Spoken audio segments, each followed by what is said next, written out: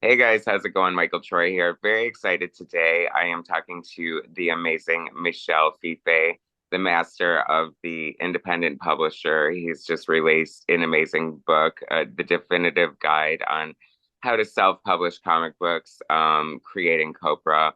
He's worked with Rob Liefeld on Bloodstrike.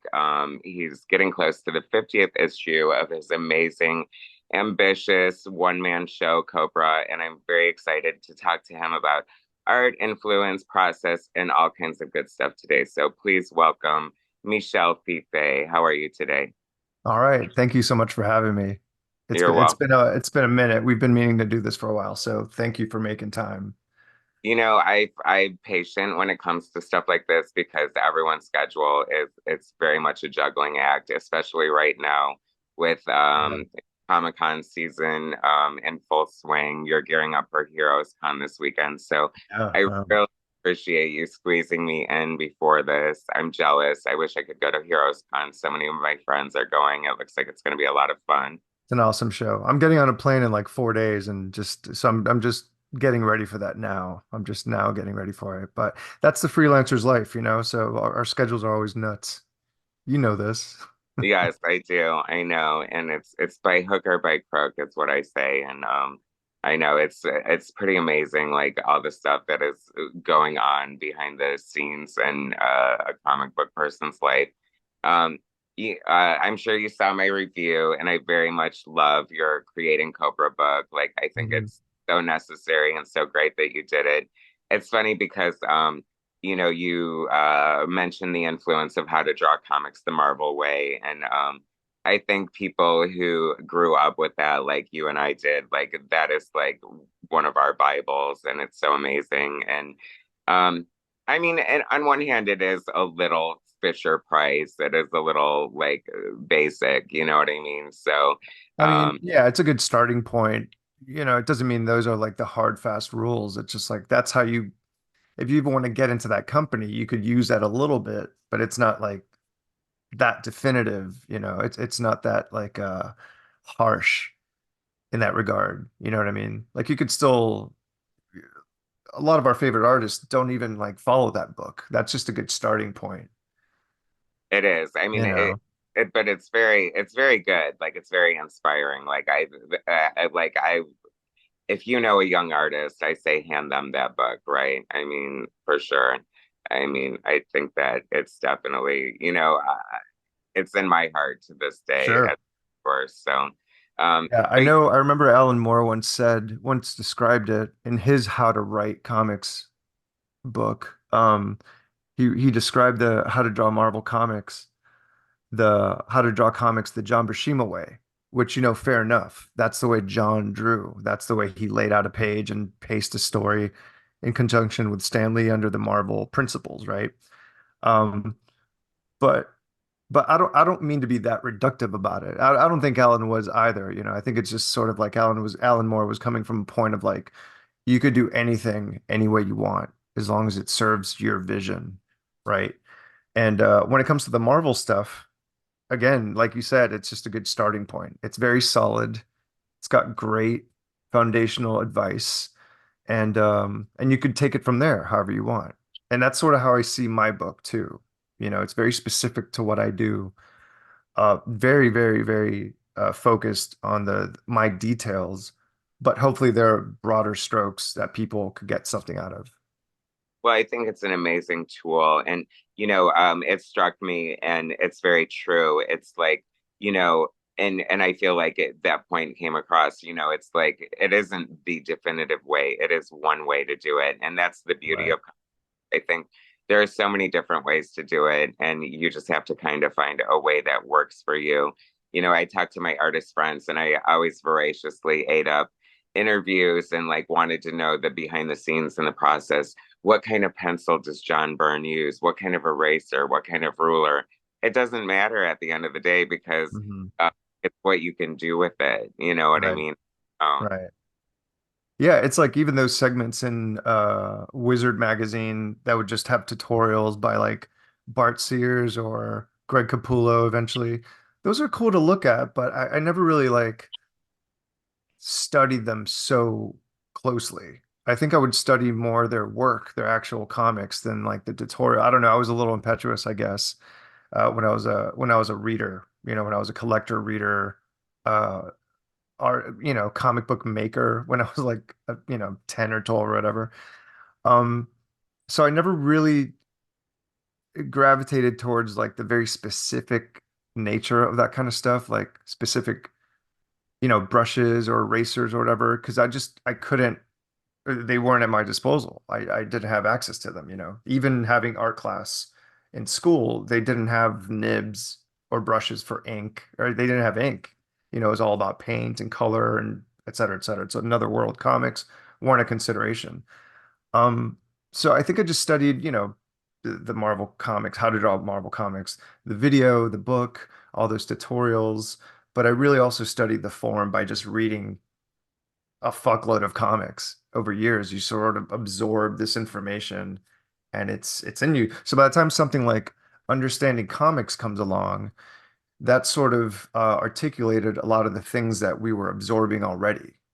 Scott McCloud just kind of put it on paper, um, and showed us some of the magic tricks, why some of this stuff works, why some of it might not. But it's really just about like absorbing this stuff. If you want to make comics, just read comics. That's one way of doing it, right? Um, and guides like this, like the one I made, or Understanding Comics, or the Dave Sim book, those are just they're like maps to get you there a little quicker, or to at least at least in my case, to demystify some of these steps, Yeah. so you don't have to go through the boring struggle of certain things. So that was my aim with this book, really. It's funny because I feel like like your book came about very organically. Like you talk about not having time for anything, and you really do seem to maximize every single second of every day with like everything that you do. And so you just had you were writing these like little essays for your Patreon on like what you go through putting together the book and sort of giving people a glimpse, but as it turns out, it turned in like collectively, it turns into sort of a handy guide for a manual on self-publishing. So I thought that was like a great way to sort of get more bang for your buck in a way. You know what I mean? Like to Yeah. use thing you can as an artist or a creator. Right. Yeah, that started when I sparked my Patreon page, and I was thinking of ways to just put stuff on there that weren't just comics, or whether it be articles about artists I like, or whatever, just an update of my what I'm drawing at the moment. Uh Part of the appeal for me in sparking that page was to kind of go over some of my process, which I haven't done before ever. So I figured I'd give it a shot, and sort of for my own edification too, just to sort of clearly see what I do. Do I have to modify something here or there, or whatever? But it was just an interesting history lesson in Copra too, because at that point it had been close to 10 years making this stuff. So I figured, well, I should document the way I do it, just as a snapshot, but also in case I change, just so I could remember clearly. It's a memory thing. It's a memory exercise ultimately, just to just to look back and see how I did it. And then I would do maybe an article every few months, or sometimes it took up to 2 years between chapters. The last one was up to 4 years. Um, so at the end of it, I had enough stuff to make a book out of, which originally I was thinking maybe it was gonna be a zine, because it was funded by the Kayama Press, the Annie Kayama fund, um, provides fund. And I thought it was just going to be like a quick little zine that I could just make in a week and hand out, you know. And it grew to like a 64-page full colored book, and it took up forever to put together. It took up like over a year just to amass, and take those existing articles and edit them, super edit them into a way that made sense, but also give like a final chapter. Because I had stopped self-publishing, but then I returned to self-publishing, and I thought that was worthy of examination. And that took a minute to sort of edit and unclutter from the experience, which was I was living in the moment. Um, And that took a minute, you know. What I thought was going to be a super casual thing turned into this mega project. So I had no idea. I think that is what also makes the good book good is that, it not only does it share like the physical process, but kind of like the mental process of like how you have to really think about what direction you want to go, like how to, make it work best financially and sort of like the journey you've had going back and forth between self-publishing and working with other publishers, the Yeah. pros and things like that. Because a lot of that stuff does come from experience, I feel. And, everyone is going to have their own experience because, like recently, like looking for printers, people citing that the same printer, they've had amazing experiences and they've had horrible experiences. Every experience Yeah. is unique unto itself. But I think that your book is definitely a definitive hand guide and will stand the test of time as far as, sitting beside like How to Draw Comics the Marvel Way and How to Write by Alan Moore and the Scott McCloud. I think it's definitely like turned into will prove to be a valuable tool for, so many people because there are so many questions when you're doing something like this on your own, and there are so many ways to do it. So I think it's a great book, and I really love it. Thank you. I gotta say, aside from that, it also serves, the book serves as a way to lay out my philosophy on comic book making. Like you mentioned, there's a value there to explaining why you do things as opposed to just how you do them. And I go into great detail into why I make those decisions, not only picking a printer and paper stock and price points, but all the way from the beginning, from concept to execution. Because and that in all the interviews I've done over the years, I rarely ever talk about that stuff. Because there's so much else to talk about, but I rarely ever go into like the why I do this stuff. Why did I approach a team book, and why was that the format that I chose? And why do I draw the way I draw? It's not just random. I put a lot of thought into it, even if sometimes I want it to look like it's super spontaneous, and a lot of it is, but there's a lot of thought and consideration that goes into every single step of the way, and that's the nature of me as a control freak, and I'm sure just art in general. Stuff isn't just created by and large, like you have to have some sort of planning. Even in improv class, there's a sort of consideration that you take to get to that point. Um, and I thought it was interesting for me to just kind of see what my philosophy is. What are my theories about this stuff, about inking, why I ink the way I ink, why I choose the color palettes I choose, why I focus on characters the way I do and the way I write. All that sort of stuff was I thought was important to nail down, at least once officially, instead of like going through interviews or whatever, because again, I don't really talk about that stuff, and that's super interesting to me.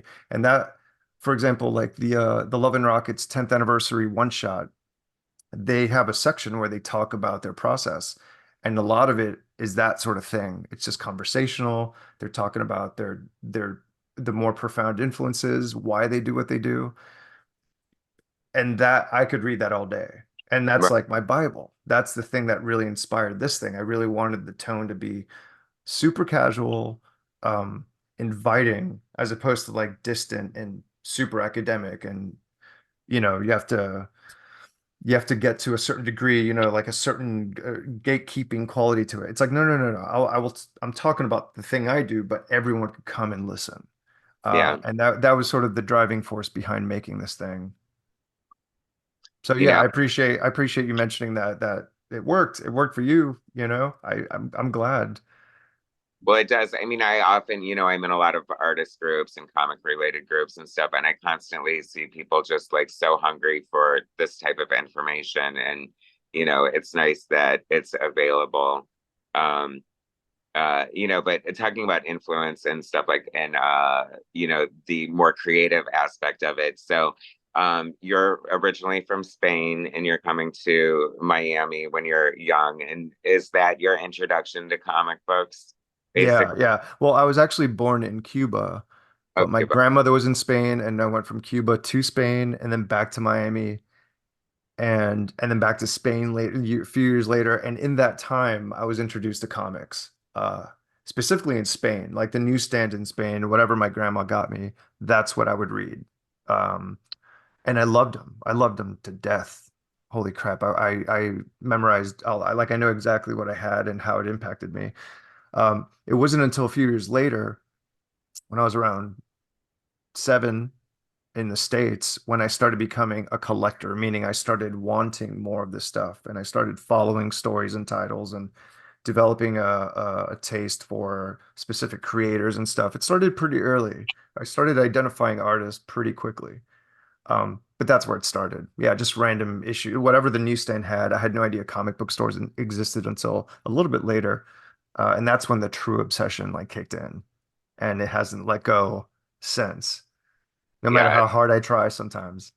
I was gonna say, like, I think I find you very interesting because I follow you on socials and I notice a lot of your posts and stuff. And I think it's interesting because a lot of creators, I feel, come to the point where, as if they're making comic books, they're not necessarily reading comic books or maybe Mhm. very few comic books. But a lot of the posts you make, it looks like you're still kind of studying comics and rereading old comics and sort of continuing your sort of fascination and learning process when it comes to comic books in a lot of ways. Like I see you rereading a lot of like older books and making posts about them and stuff. So that's kind of nice to see that you're not so engrossed with your own making of comic books that have lost your love or appetite of other comic books. Yeah, and it's easy to do that. It's easy to get burnt out and just focus on the work. But for me, for the kind of comic I do and the kind of production setup that I have, I think keeping that sort of enthusiasm for the form, as simple as like the actual physical act of bin diving, keeping that sort of enthusiasm up is important to what I do. Other people, I get it. They don't want to do that. They get off on like just buying graphic novels or going to the the store every Wednesday or not reading at all, not reading comics at all, not engaging with this stuff. And the thing is, I'm just generally always discovering stuff.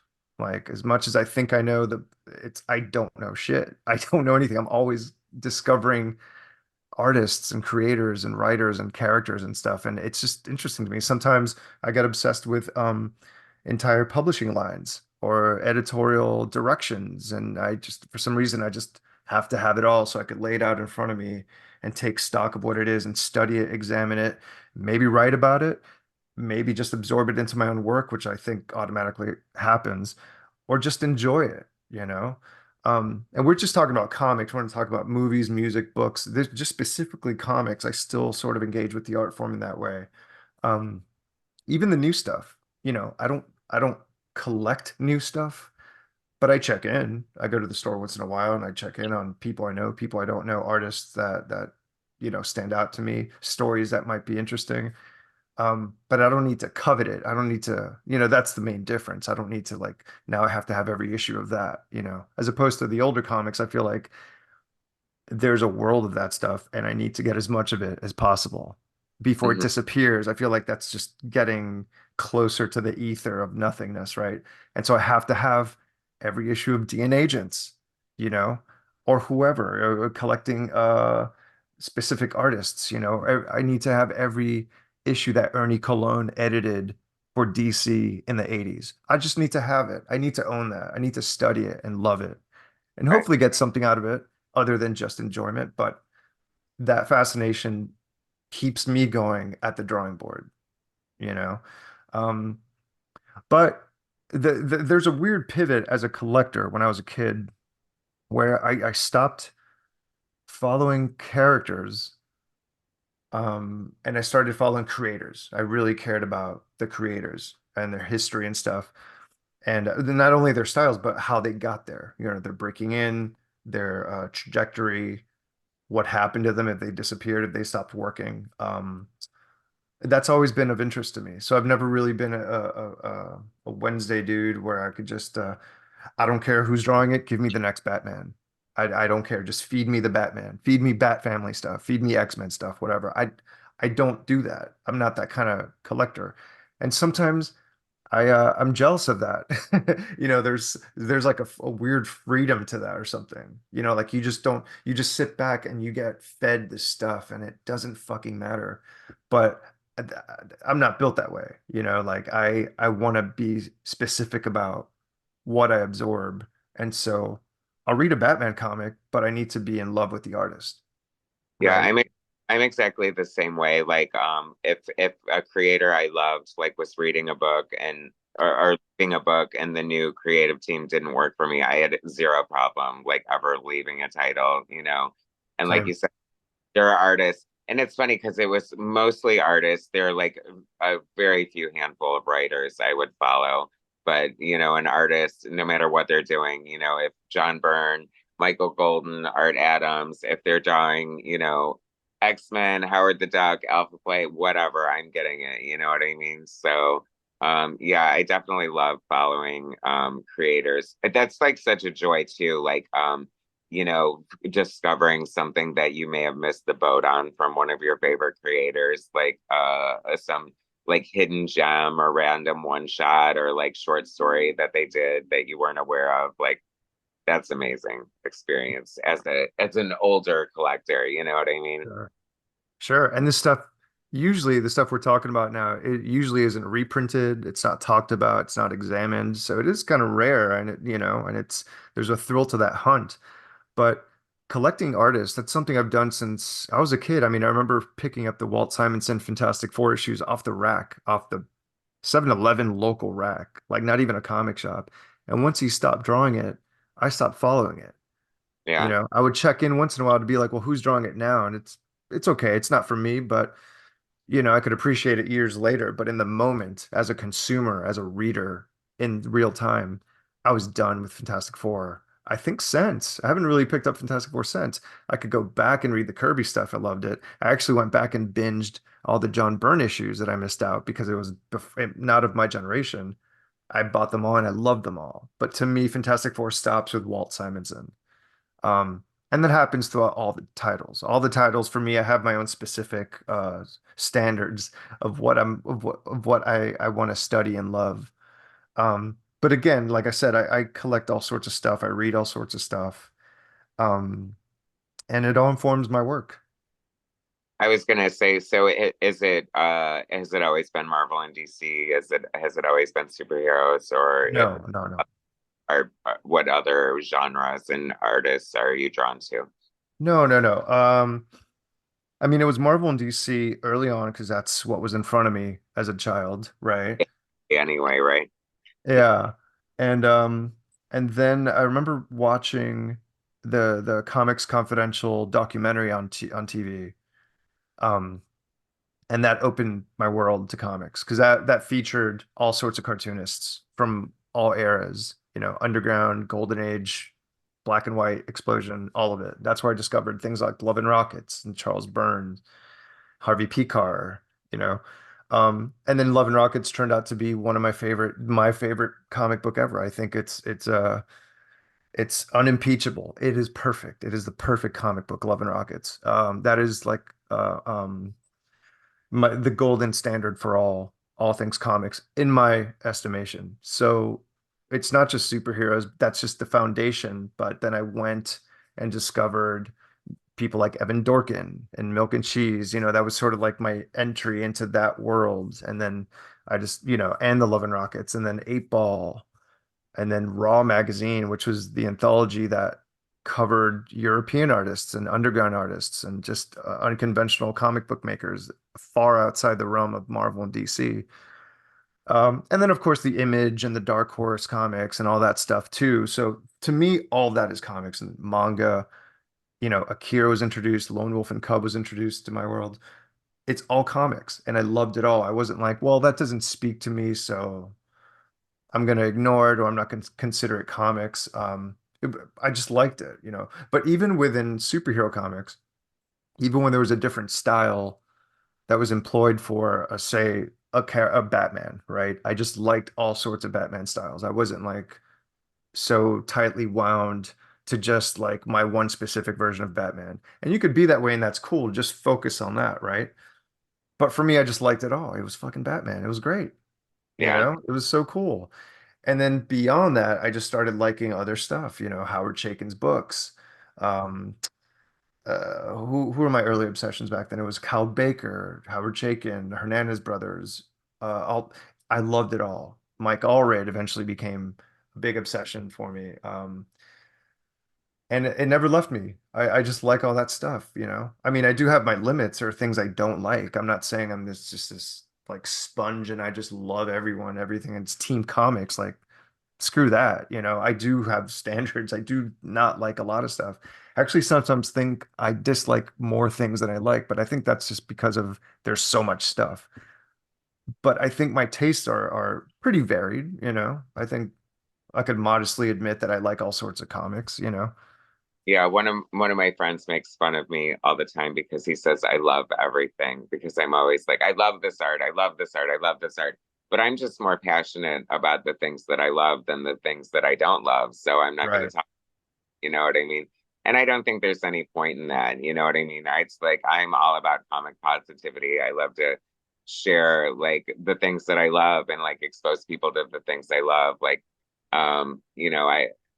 of course, like you said, there are going to be art and stuff that I don't really care for or that just doesn't jive with me, but it jives with somebody else. You know what I mean?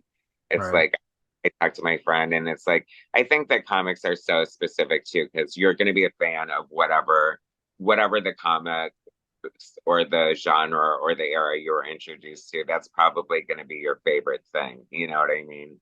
Like we share a love of Comico comics. I think that Mhm. like one of the best publishers ever. Like, talk about a wide variety. I mean, they did superheroes, they did, adult, they did kids with Johnny Quest, they did manga, they did, Robotech and all the great stuff. So, definitely, I think that they were a perfect comic book company for sort of being in having like, something for everybody. Right. Yeah, that's perfectly put. And they to me, my Comico obsession is fairly recent. I'd say it's in the past 5, 6 years. I've slowly been dipping into like, all right, I've seen these things around. I like the way they look. Let me just like dedicate some time and effort and attention to them. And it started with Grendel, and now it's off to Johnny Quest and everything in between. There's like the Pander Brothers stuff with Ginger Fox, which is like fucking, it's just batshit beautiful Bizarro comics. I love those things to death. Oh my God, they're so good. Ginger Fox actually starts with a graphic novel illustrated I by got Mitch. that. Mitch O'Connell, yeah. Yeah. Crazy, right? Like the art on that is just like next level. It's across the board. It's just so insane. Like it's so good. Like it's such a different kind of comic book. And that the impetus for that comic book is that Diana Schutz was like an editor at Comico, and she was saying that they needed more like female driven comic books, and so Mhm. that's how it sort of came about. Um, So that was a good thing. Short-lived Comico, like I could talk about them all day long. You definitely have tons of more gems. Art Adams, Gumby specials from Comico, Seabrood's Space Ghost. I Mhm. mean, it's like I feel like it's one of the best kept secrets of the comic book folklore. Absolutely. Yeah. The interesting thing about them and companies of that time is that they do have an expiration date, right? But they don't know it yet. So looking back at that stuff, it's just interesting to see the ups and downs of these companies. Usually they have a good decade, right? And Comico in particular started off differently, and then it got absorbed by another editorial team or co-editorial, and they turned into something formidable. But they eventually petered out, right? And same thing with First, same thing with Eclipse. That had its own set of drawbacks. Who are the other ones? Pacific. All these companies like it's heartening, it's a little heartbreaking, but it's mostly heartening that they gave it a shot and they held in there. They held firm for close to a decade, sometimes a little after, you know. And that's kind of how I see these companies who are around now. They're just taking up that mantle, because then after that, it was like that we're talking about the 80s, right? Late 70s, 80s. In the 90s, you had Bravura and Malibu and Ultraverse, right? And all those 90s companies that we just know, we know of. Image really lasted, Dark Horse really lasted, but everyone else just has disappeared. And now these new companies, there's like dozens of them.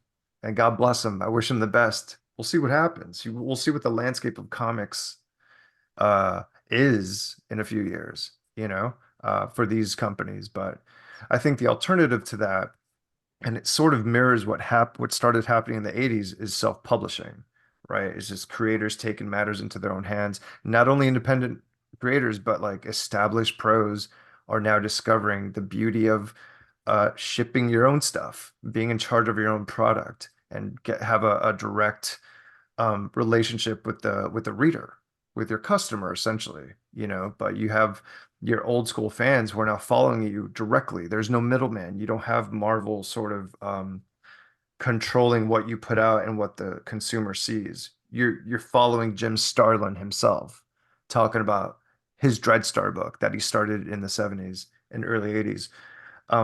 So I think that's interesting. I think it's just funny how like the these details are sort of repeating themselves, just in a different way, but there's a void that's always going to be filled in that regard. Yeah, I wasn't originally I wasn't sure how I felt about Kickstarter comic books. It seemed like a little weird to me, but now seeing how it's like playing out and stuff, I think it's such an invaluable tool for people who don't have the support of like a publisher and like can really just make their own destiny. And there have been a lot. Usually there are people with names, who have very sustainable, like successful, Kickstarter campaigns one after another, and they're sort of, making a living doing that, and I love that. You know what I mean? I think that's great. Like that's a great position to be in. You're reaching your audience. You're sort of making a living, doing exactly what you want for who you want to do it for, and you're getting paid to do it. And you get to do it all yourself. Yes, it's a buttload of work, and but you Yeah. can choose how you manage that as well. But I think it's like a good route to go for sure. Yeah. And some books don't come out or they're delayed a little bit. There's like growing pains to this stuff, and even old pros have to learn it. Um, but it's cool to see, it's cool that you have that direct link to people, and now, actual companies use Kickstarter as well to just sort of sub fund their thing. Image Comics, people who have image books do it all the time, you know. Um, Rob Liefeld did his Evangeline trade paperback, and I think Copra does them fairly often for their collections and stuff. So, I mean, if it's getting books made that fans want that wouldn't exist otherwise, then why not? Like in a way, it does sort of cut out the middleman. It's more direct to consumer in a lot of ways. You're just like getting rid of the distributor and like the stuff that sort of eats up a lot of money along the Mhm. way. Yeah. I mean, music has been doing this, fashion has been doing this. It makes sense that comics is like on board to do this, because people do want comic books. It's just a matter of spreading the word and getting it out there. So you sort of have to be your own. I mean, it's a given these days, but you have to be your own PR apparatus. You can't rely on like the company mentioning your name even, right? Like you have to do it yourself. You have to beat the drum. And that's something I talk about in my book too. I go over it where it's like that's important too, which is it might be a sticking point for a certain type of creator, of which I was one of those. I did not want to do that. I just wanted to create the thing and put it out in the world and let the world decide. And it's like the world's gonna just steamroll over it and ignore it, and you're not gonna exist. You kind of have to keep showing up, while balancing yourself as not being a pest. You don't want to like overstay your welcome. You just have to talk about your stuff. You created a thing and you have to be proud of it and you have to show it to the world and then let the world decide. But you got to give it that effort. That's just the world we live in. If you don't want to partake on it, that's fine too, but there are consequences to that.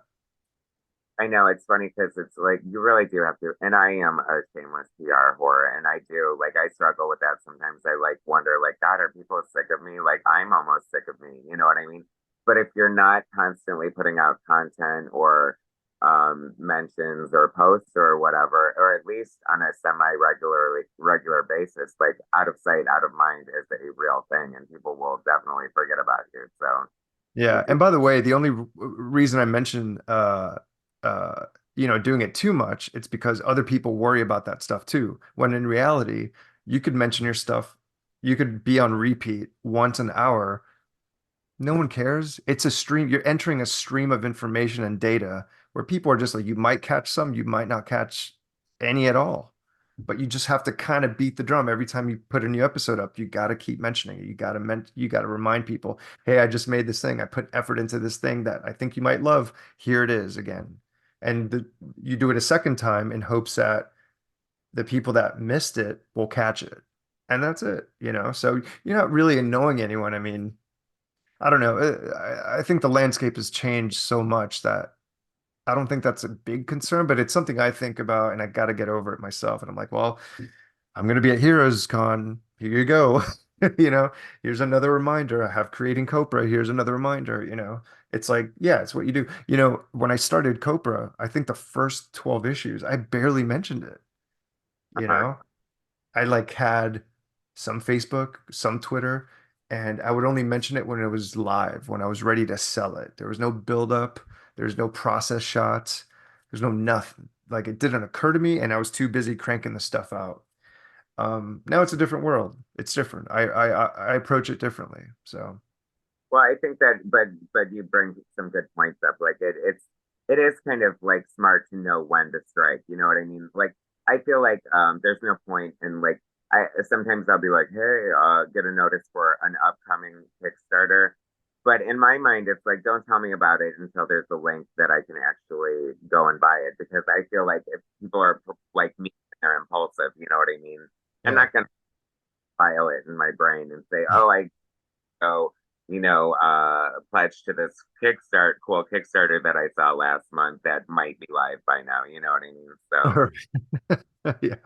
Yeah, no one's gonna care. No one's gonna remember. You make it available and people get it or they don't. That's it. nobody's going to give a shit about your stuff more than you do. So just make sure that you're minding your P's and Q's carefully. Uh, Absolutely. one of the things I found interesting in your and super important that you mentioned in your book is that with Cobra, because I love your style. I mean, obviously, it's exciting. People respond very well to it. It's different. It's unique. It's kind of instantly recognizable.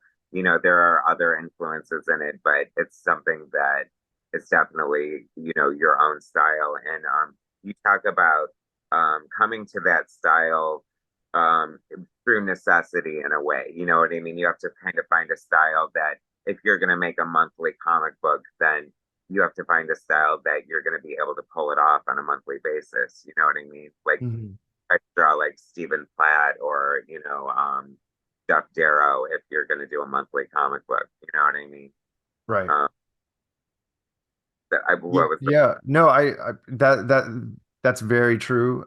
Even though I allow myself the room to have Stephen Platt moments, right? If I really want to noodle on something, um, I think the exception is someone like George Perez, right?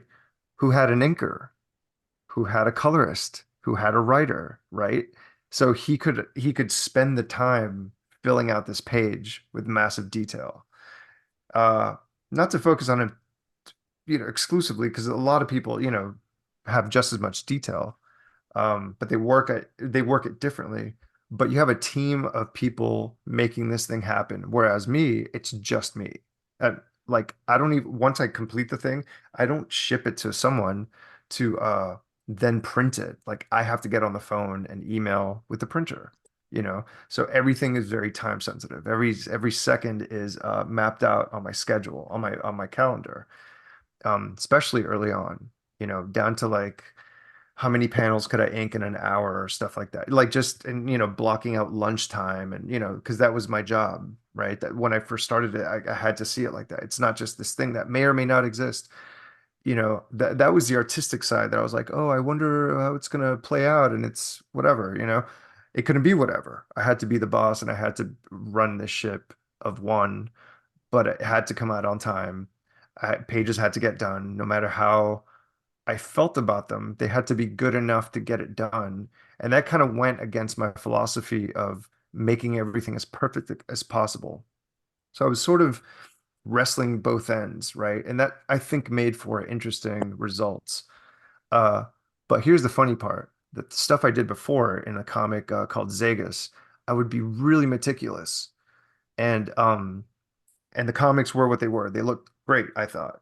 But the funny thing about Copra is that even though I was going faster, they didn't really look that much different than Zegas, right? So I don't know if I unlocked shortcuts or something, but it wasn't like, oh, you clearly did this in 2 hours. It like that wasn't the case at all. They still, I think, could be held against Zegas or up to Zegas standards, and it would be fine. And that's the thing that sort of unlocked me from like the rigid nature of, of having a blank page because I had 24 pages to fill in 4 weeks. I couldn't be precious. If I'm going to take the artist hat off and become the editor or the publisher, it's like get to work. There's no feelings here. It's not about your feelings. Like, and that includes, is it going to succeed or not? What's so and so going to think about it? Are the scenesters going to love it? Are the critics going to hate it? Who's going to buy it? Who's not going to buy it? Who cares? Make it happen, right? Get it done. That was so, I can't like, that is like the driving principle in what I do to this day, you know, to certain degrees. Sometimes the other stuff creeps in, but that's it. You just got to get it done. Got to get it out the door. So I'm curious that, given that, then if you had the opportunity, if somebody said like, Michelle, we want you to make a graphic novel, you have 2 years to do whatever you want, and you will be financially compensated. Money, you don't have to worry about any of that. Would your artistic approach be different? Do you feel if you had like the luxury of having as much time as you absolutely wanted? I mean, you sort of answered that in a way because you said, having to speed up the art didn't change that much. But if you did have the luxury of time, how do you think your approach would be any different? Well, I would definitely make a schedule for myself. I don't know if I would give myself more time. Um, and I know in this hypothetical, let's say that there is an editor I have to answer to.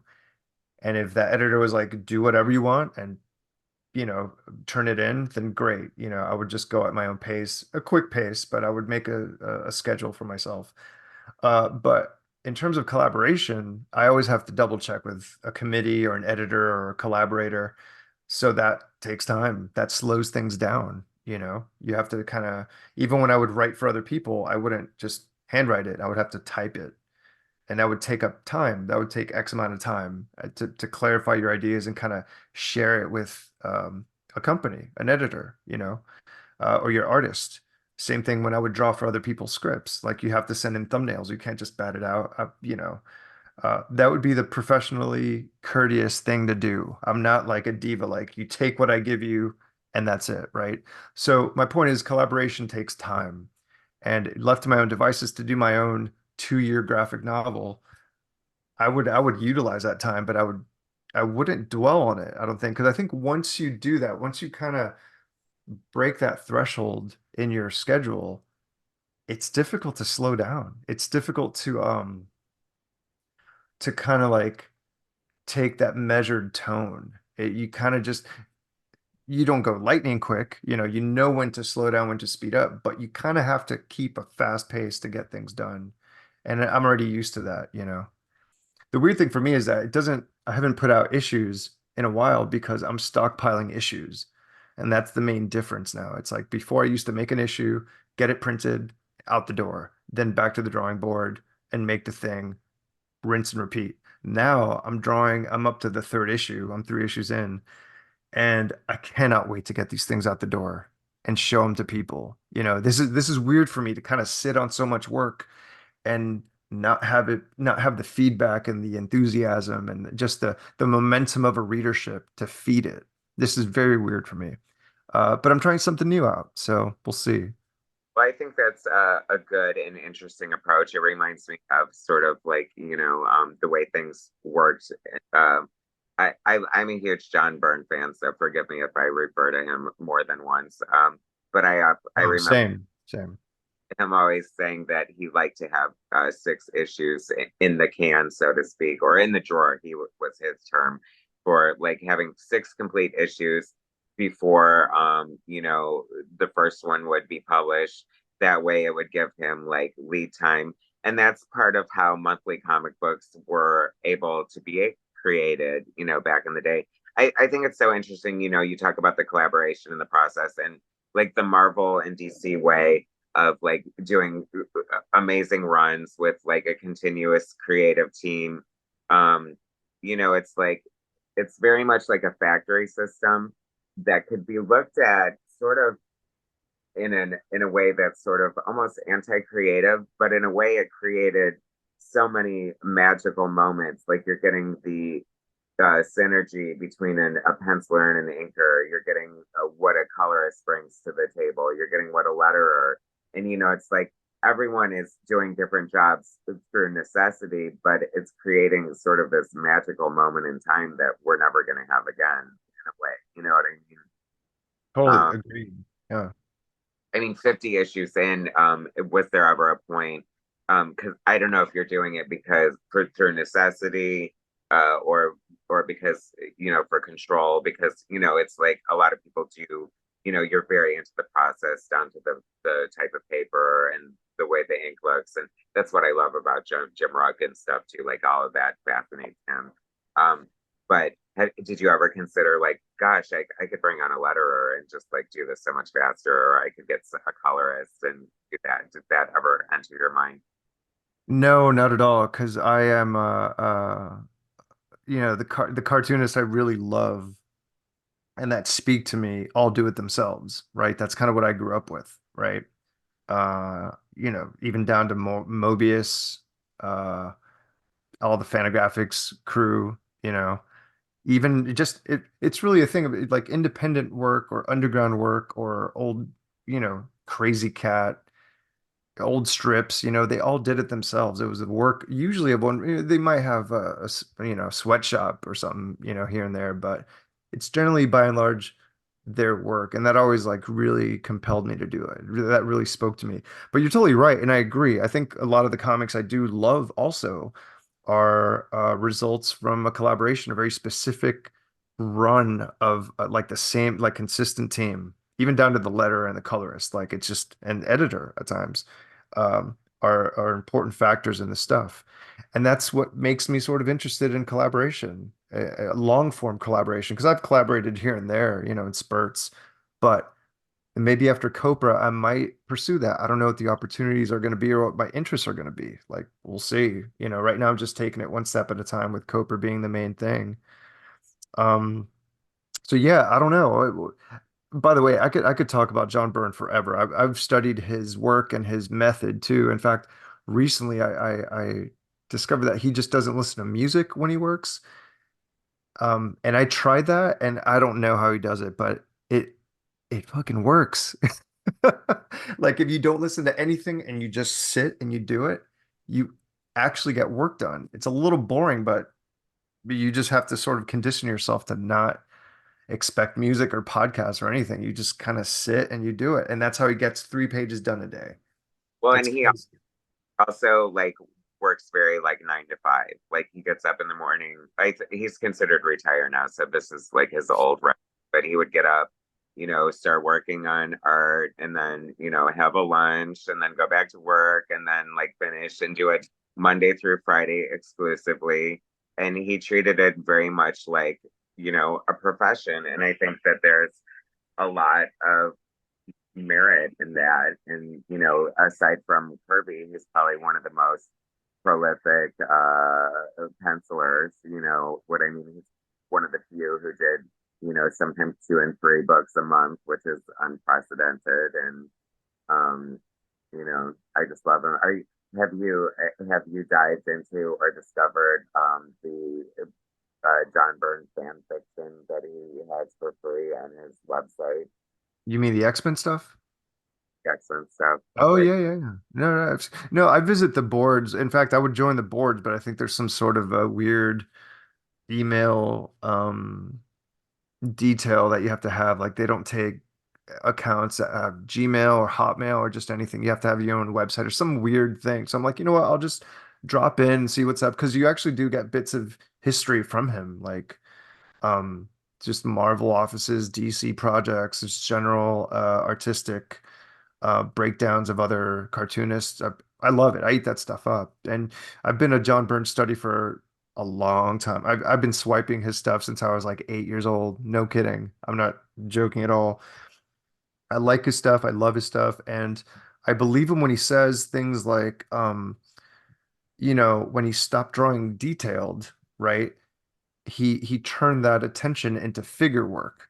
So if you look at his figures, they're just better. They're a little bit more sophisticated, whereas he it has like less windows or patterns in the background, whatever.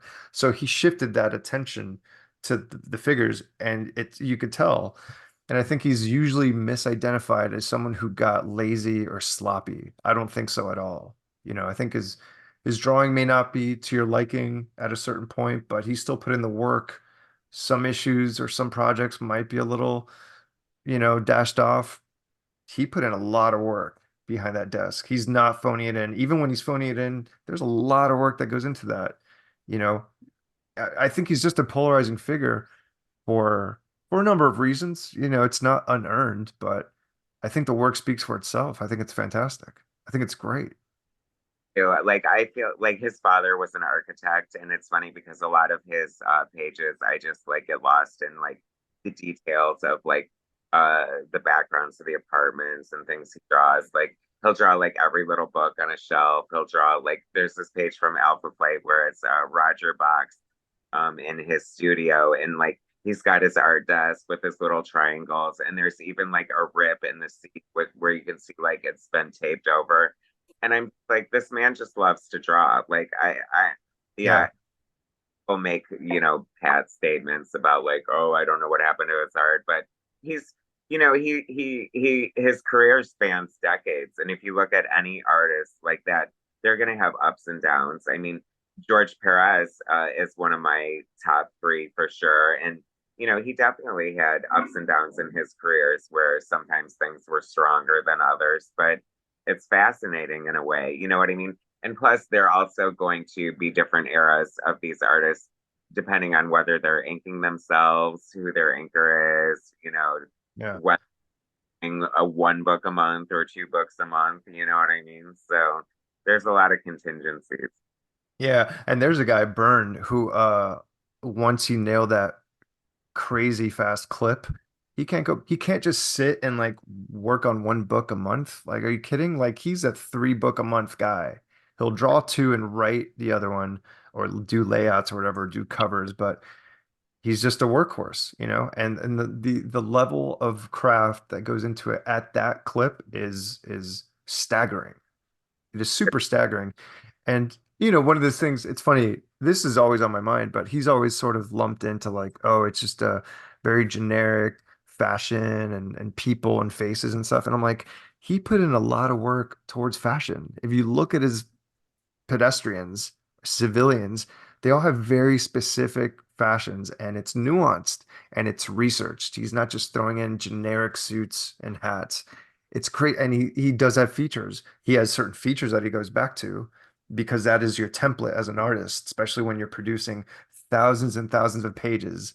You're going to have a template, but he has a wide range of body types and facial expressions, and it just, I don't know, man. I think people just like to hate on him, and that's just the nature of comicdom. That's always been a thing. Now it's just voiced because of the internet or whatever. But I've always loved him. I've always valued his work. despite some wild takes that he has. But you don't have to agree with everything someone says. You know, you could just like appreciate his work, their work, and just be like, "Well, he had a bad day," or "I just don't agree with him. I would never have him over for dinner. I would, you know." They're separate things, you know. So, and the fact that I grew up with him, it's beyond nostalgia. It's like it's just part of my DNA. I really just respond to his work. So what can I say? I don't know. I still like his stuff. I still look at it occasionally and am inspired by it for sure. well, he not the same year, but the same day he shares a a birthday with my father, and I, he's just like a cranky old man from a different era. It's like I'm I'm not so much into like the conversations about like what comic book creators and stuff say, unless it's like horribly egregious. I cannot stand cancel culture, and I mean, like, whatever. I mean, I know that, if you dig deep enough there, he did say some, pretty problematic things. And like, I don't know, but, it's like, it kind of makes you think of like stuff we were talking about earlier about self-promotion and stuff. It's like, Kirby was so notoriously like secluded and everything. Could you imagine like him on Twitter or having to like promote himself on Instagram or anything like that? Oh, but the one thing I wanted to say, I digress. If you need an example of John Byrne's fashion sense, look at X-Men, Uncanny X-Men 129, the introduction of Kitty Pryde, where they go to the malt shop. It's like everything is there. Like you got Wolverine in his like quasi Western civvies. You've got like Kitty Pryde in her bell bottoms and her like halter top. You've got Storm like in her civilian outfit, but which is basically her costume in a different form, like with a hairnet. Like it is, and then you go to the club where Dazzler and Cyclops and Jean Grey in their clothes. Like I think it's awesome. So whatever. I think what that says to me is that there's a deep consideration on his part. It is not generic. It is not dashed out. He might work quicker, but he doesn't work sloppy. Never. He's never done it. Even if you might be sloppy, it's like super tight. It's like sloppy by his standards, but not really. It's super tight work. It's very he gives it a lot of thought. And what more do you want from a creator? You know? Yeah, exactly. I know they're definitely from a bygone era, like him and Perez and Walt Simonson. Um, but some a lot of them are still creating. Like I think Walt Simonson is still doing stuff. I feel like he has So like good. a the Ragnarok book in him or something like that. So I don't know. So Yeah. do you have obviously you're the Cobra guy. I feel like like Eric Larson will always be remembered for Dragon. Todd McFarlane will be Spawn. You will be pretty much Cobra at this point. You know what I mean? Do you have any more aces up your sleeve? Any like I was really hoping it was G.I. Joe. did you do a GI Joe book? You did, didn't you? No, let's No. say no. Let's say no.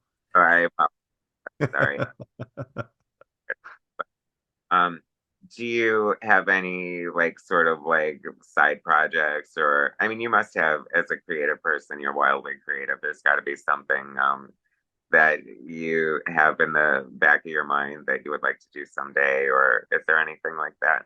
Or you Sure. Yeah. Well, I mean, the funny thing about Copra is that it's wide enough to encompass a lot of my interests, you know, and storytelling techniques and character study.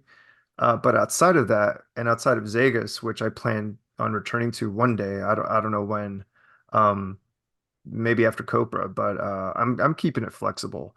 But sure, I have ideas, I have characters I'd like to work on one day, and if I don't, that's fine. But you know, like I got to work on an 8-page Superman story a couple of years ago, you know, and channel my love for John Byrne and Jerry Ordway and Dan Jurgens into 8 pages, um, just casual.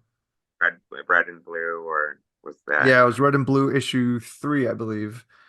uh, Um, this? and that it's been collected. It's got tons of other stories. It was an anthology series, and I had no idea I was going to work on Superman the year before. You know, it was just sort of like presented to me, And then I had to come up with something.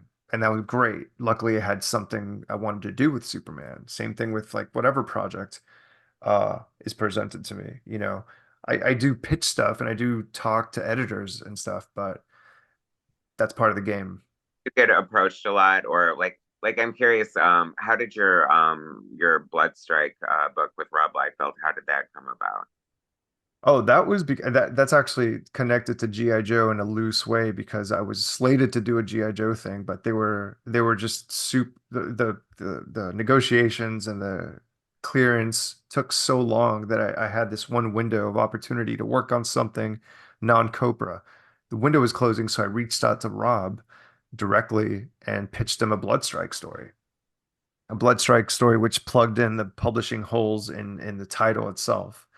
Because back in the 90s, it skipped a couple issues and stuff. So I'm like, well, wouldn't it be cool if I just plugged it in and used it as a way to talk about the entire extreme universe of his characters? And he dug my stuff already. So I kind of knew that I would be in the running, and he just greenlit it. And I did 3 issues, that's the thing. So that I used my break from Copra to work on something for Rob, which is still one of the most fun things I've ever done. It was I, a super blast. as a creator and a cartoonist myself, I've had a few opportunities or experiences to work with people like I really love and admire. So that I never dreamed would ever happen. So that's got to be like one of your most favorite things that you've ever done. It's incredible. I mean, that's somebody else who I grew up with and I love their work. So it was really cool to get to, he's the best cheerleader too. I've worked with other people who like it's just a gig and it's just you turn in stuff and it's like, okay, thanks, cool, bye. And that's fine. You got to deal with it. That's just the way it is. But to have him look at your work and respond to it and be enthusiastic about it, that's like that goes so far, as I'm sure you know. Just sheer enthusiasm in what you're doing. It's like, fuck, would it kill you to say thanks for the file, or good job? Like, whatever. I get it. We're adults. We don't need to be pampered, but I'm just saying it goes a long way, especially when you're just isolated working on this thing and no one is seeing it. You kind of want that feedback, You some know, feedback, anything. I edited like a big anthology recently, and it was very rewarding. And I feel like I think it did help me being an artist myself because when I am getting art, I'm genuinely excited and like doing backflips and like Yeah. crazy. Not only do I love it, but I know how like the hard work that goes into the art and what a vulnerable position it is to be in, to hit that send button and pray to God that the person on the other side is going to see something in it that you tried to convey or like wanted to inspire in them. You know what I mean? Right, totally. So, art is so subjective. Like you know, it we do it for ourselves at the end of the day, I feel. But yeah, you do want a good response from your art. You know what I mean? It's like it can't be all entirely just for you. Right, right, right. Yeah, it's a relationship, right? Yeah, Not only between the reader and yourself, but like your collaborators. Like if you're in charge of something, you just want to know that you're on the right track. Uh, Occasionally, you know. Um, One last thing about John Byrne though, I remember when I was buying as a kid, I was buying Danger Unlimited, which was his post, Danger Unlimited post Next Men. I sent him a letter because I had just discovered his Fantastic Four stuff, right? And he had done 60 something issues, I think 64, 66 issues. And my fan letter to Danger Unlimited was telling him that and telling him that I started my own comic book and my aim was to complete 64 issues of my comic the way he did. I drew a little fan art and I sent it to him. And it's ridiculous because I never even started that comic. It was just sort of like me thinking like, I'm gonna do it. I'm gonna do it. And I'm gonna talk about it and I'm gonna send it to him as if he would care. Like it wasn't even charming or anything. I wasn't like a tiny little kid. I was like a young teenager guy. But it's just funny that years later, I'm like about to approach 50. So one day maybe I'll get to issue 64 and I'll be able to fulfill that promise that I made to John Byrne decades ago. Uh, was what is your do you have an end goal with Copra, or are you just going to keep continuing it until it's not fun anymore, or you suddenly discover, oh my gosh, it ended? Like, because speaking of John Byrne, like I feel like I remember him talking about being on books and like them like ending like organically. He was like, oh, the story I wanted to tell is just over, so I left. Yeah, actually, speaking of Danger Unlimited, I'm kind of bummed out because it did so poorly in the direct market that he just had to stop. It just didn't make any money, which is like, that's too bad. I kind of liked it more than Next Man. It was like such a cool comic. And he was ready to do like 100 issues. Like he Yeah, talked about it, I think, in the Loves page. I know it was good. I know. I feel like maybe like it came a little bit too late, but I feel like John Byrne definitely could have benefited, from like Kickstarters and things like that. Like, once he was done with Marvel and DC or whatever, he could have, because I loved all those books too, like Babe, and what Yeah. are they like yeah, he came out with like some very like random like books in the past, in recent decades after his main stuff. But like I'm not super crazy about the Star Trek stuff just because I'm not like a huge Trekkie, but some of it's fun. Sure. But he's also not drawing it. But it's still like a lot of work. I don't know how he does that or has the patience or interest to do that, but Godspeed. But in terms of my ending for a Copra, I'm ending it with 50, and I have 5 issues of verses, so that's 55 issues. So if there's something else I got to tell or explore with those characters, and it's more of a love and rocket situation where it's just like I'm going to focus on someone and it's just going to be that, we'll see how it goes. I'm treating it super organically because I have a definitive end for 50. 50 is like a good stopping point for me to um, collect the library and keep it set and then go off and work on other stuff, as opposed to before where I would just like stop in between chapters and, I left Copra at a cliffhanger and then I did the Rob Liefeld stuff, you know, Mhm. and I think that might have affected the momentum a little bit of that, but it couldn't be helped. I had to do that, for a number of reasons. But Oh, this time I really just want to complete it and leave it in good shape, where you could sort a reader could just, whether they come in fresh or you've been along for the ride, there's a conclusion that's satisfying. So that's where I'm at right now. Just 50 is the goal right now. well, and you're almost there. That's very, I mean, you're like right there. I'm working on 48 right now. So it's like I could almost touch it. So we'll see. Well, I mean, how long has this journey been? It's been 10 years or About 12 years now. wow, About 12 that's years. that's I took those 2 years to work on other stuff, but so working on Copra has been 10 years, but it's been 12 since I started the first issue, for um sure. I watched your interview with Jason DeHart because I've been in his show and uh uh, I thought it was interesting because you were talking about how your future of how you're kind of like opening yourself up to collaboration. And you talked about writing Ultimates for Marvel, where you were just the writer. Mhm. Um, Such an interesting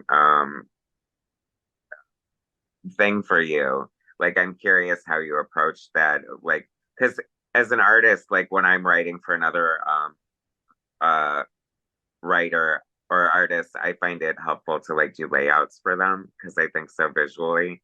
And I know that's how Keith Giffen used to like his plots were just all layouts, like thumbnails. So how did you approach writing for another artist? Well, that was when I had to sit and type, my stories, which was new for me. First of all, I thought I was going to be the artist on the book of whatever project they were thinking of, but they were interested in me as a writer. So I took the challenge, and I'm like, I think I could do this. And I used it as an opportunity to express my love for Mark Grunwald because I used most of the characters that he created, at least for bad guys and supporting cast members. Because they approached me with the team set, the all new Ultimates that was already developed before I was on board, and they were looking for a creative team, creative lineup. And so I inherited that lineup, but it was up to me to create their world. And so I just jam-packed it with as many obscure characters from all sorts of Marvel comics, especially was the Ultimate line. And for those who don't know, the Ultimate line is pretty much like a fresh start for the Ultimate Universe, for the Marvel Universe. So it's a new version of Peter Parker. It's a new version of the X-Men. So I was making new versions of these Mark Gruenwald characters, right? But I was only the writer. And I thought I was going to maybe do some layouts, but that turned out to be too much of a time suck, you know? And I figured let the artist do it. I'm just going to write it full script, um, and let the artist develop his own pacing and his own layouts and panel size and emphasis on close-ups and stuff. I would suggest things, of course, but I had to let it go in the spirit of collaboration, right? And in the spirit of time, because I was doing monthly Copra books at that point still. Um, so I had to really honor that train, because once you're on it, you can't get off. Once a project is approved and you have a schedule and it's about to hit the printer and the shelves, you're either in or you're out. And they don't want to do a fill-in issue. So I can't be late with my scripts. It's a locomotive that's not moving. It's not stopping for you. It's not going to wait for your feelings or your other schedule for your other book. Like, no way. And I wanted to go through that process. That was like the old school assembly line process. And it was cool. The results surprised me every issue that would come in. Yeah, like you said, when the art pages would come in or the coloring would come in, or I would see it in print, finalized. It was cool. It was very, very awesome and eye-opening. And I could see how people just like stay there and develop their careers that way. People who come from indies, from my pool, my peer group, how they just like stay there. It's like, oh, this is amazing. This is comics.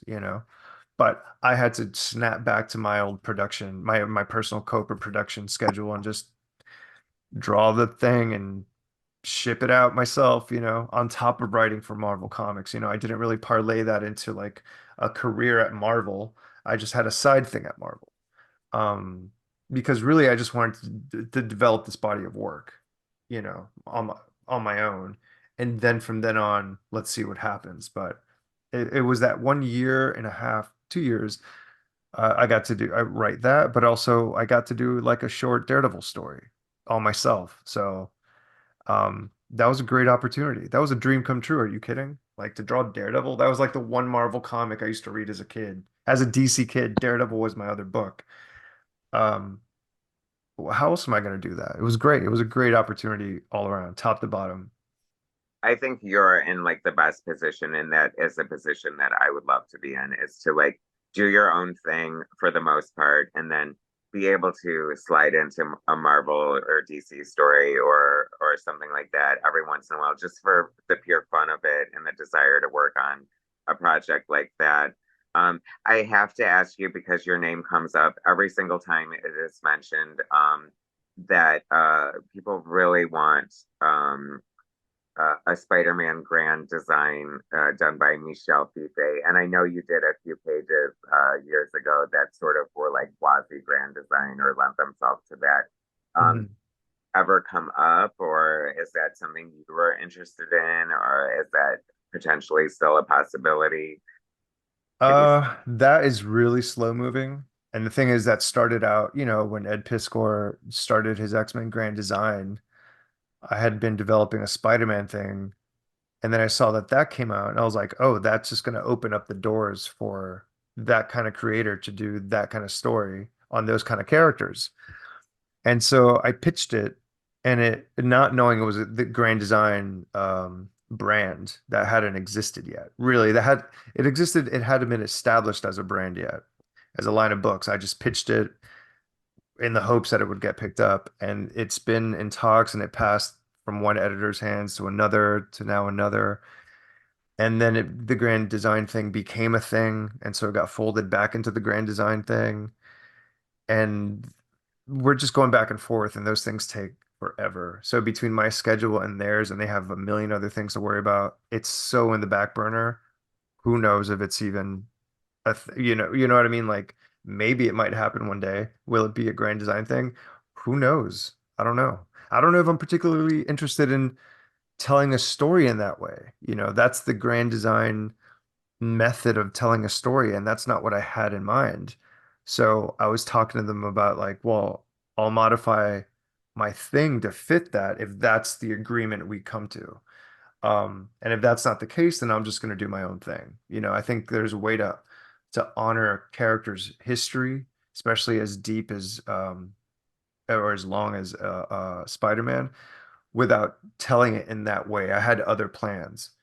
But now that the grand design style has been solidified, do I want to do that? I don't know. We still haven't got to that point yet, but it's been years, and it may be one of these things that may never happen. So who I knows? do I do appreciate in like the grand design concept, but for my money and just knowing like from what I've read from your creative output and stuff, I think I'd be more interested in seeing your original take on it. You know what I mean? Like your you know what I mean? Because like as because we have like Steve Ditko and we have John Romita Jr. and we have, you know what I mean? And or John Romita Sr. rather and all that. So, but as great as it would be, and I'll take any Michel Fiffe Spider-Man we could get, but yeah, so I think either way would be good. So it's good to know that there's, it's still potentially in the pipeline somewhere. So Sure, sure. And I got to say, the grand design template does not get any better. Like it has been maximized by Jim Rugg and his Hulk Monster yeah, Madness book. I think you really that's like the I know Ed started it and Tom Scioli carried the torch, but Jim Rugg really kicked ass on that book. I mean, that to me is like the perfect example of what that project is, but what project, how comics are consumed in today's age. Because it's like it's storytelling, but it's history, but it's a coffee table book, and you could read it out of order. You could read it in piecemeal. Um, it's got a lot of Jim in there, but he's channeling like generations of artists. So it's just its own weird thing. And I actually like seeing it confuse people because it is what it is. There's no trick to it. It's not a magic trick. It's just a book about the Hulk and its history, you yeah, know?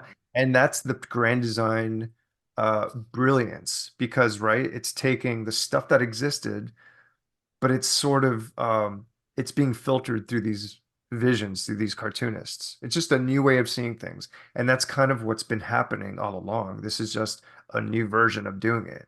Somehow there's another new version of showcasing this old material. But it's done in a fresh way. And I think Jim Rugg as a book designer and as a mark maker really just made the quintessential grand design book. And who the fuck is going to follow that? Who's going to follow Jim? Come on. I don't want to do that. that's true. As the kids say, he left no crumbs. And yeah, he just really made it fun. Like, I love that he included the stuff about the television show and just like, It's all uh, good. It's all good. It's very thorough. It comes from a fan. He knows his stuff. He's not a fanboy in that regard, but he knows his shit and he knows how to draw the hell out of it. And he did. And that's a great looking package, you yeah, know. it's cool. I think if I had to use one word to describe Jim Rugg, I think it would be thoughtful. And that just like covers the blanket on so many things of what he does in comic books. You know what I mean? He did a cover for one of the covers for my anthology and he was just a dream to work with and I just like I can't say enough good things about him. So Yeah, he's great. But that's my stance on or the update on the Spider-Man thing. I know people just want it or people online want it. I don't know, but we'll I see know what I happens. We'll see. had to ask you because I always it's one of those things that sometimes I feel like like the fans want it more than the actual creators do at some point. Well, I do hear every time I post something even Spider-Man related, I hear it. So we'll see. I don't know. I know. And here I am bringing it up again.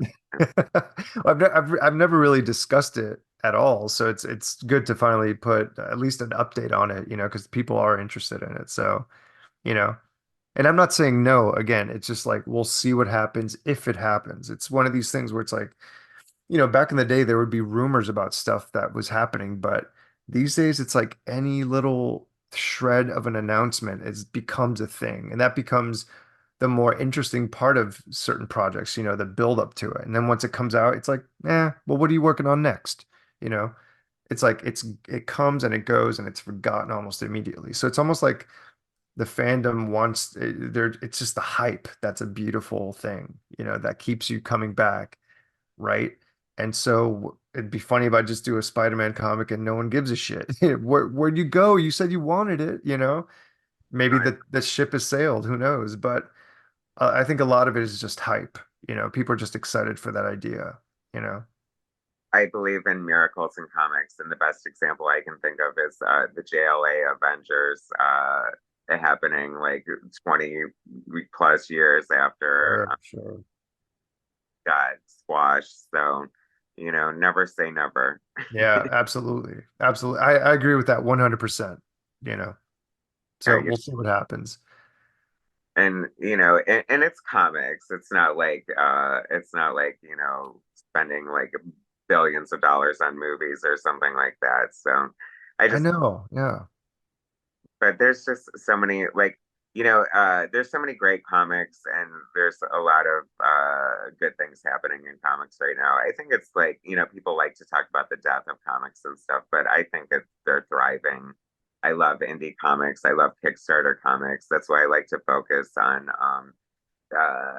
put the spotlight on things that people might not necessarily know. I think word of mouth is so important and helpful in comic books. I know that the minute, like when I got your book, Creating Copra, I can't shut up about it. I love it. I think it's amazing. So, it's like, and people appreciate that. They need that. They want to know. I'm always happy if somebody introduces to a comic book that I didn't know existed, and I love it. You know what I mean? That's like the best gift you can give a comic book fan.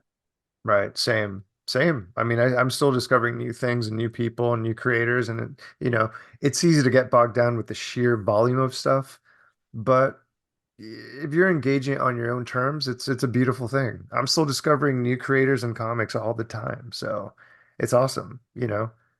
I can't say it's too much. It's an embarrassment of riches, truly.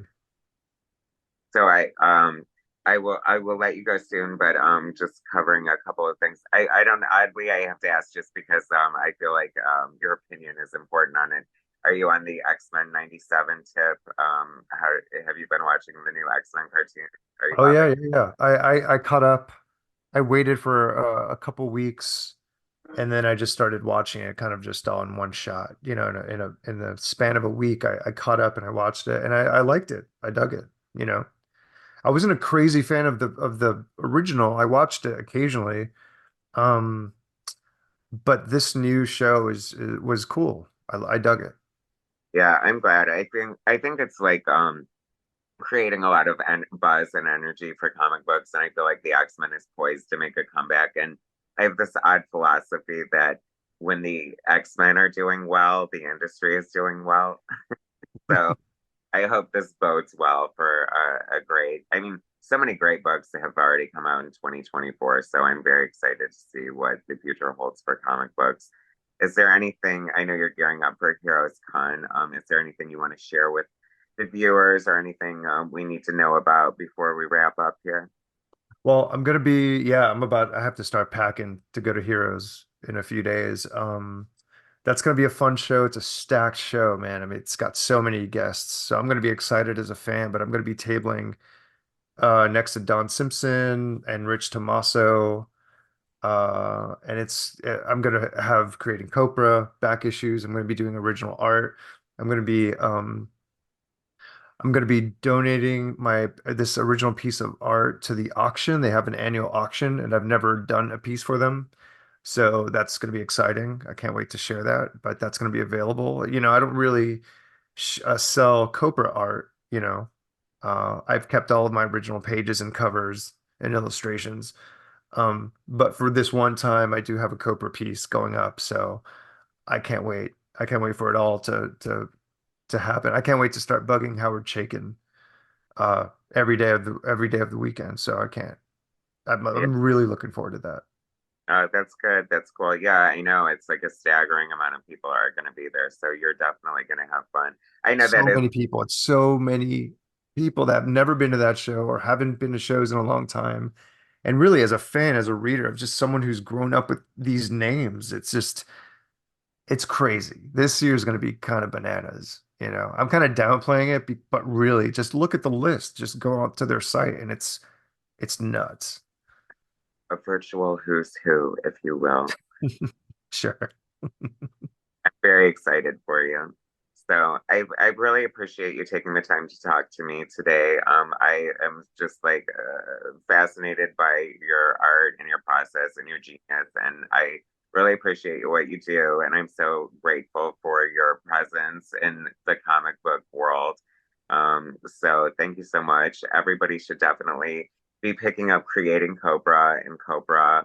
And if you're going to Heroes Con, definitely swing by and say hello to Michel and pick up his book and throw money at him for whatever reason he's there for. Listen to him. Thank you so much for having me on the show. I appreciate it. And I dug the review. Thank you. You're one of the first people to receive a copy and talk about the copy. That means the world to me, honestly. So I really do appreciate it. But for my dozens of viewers, I'm sure they appreciated it and anything to help. So you're welcome.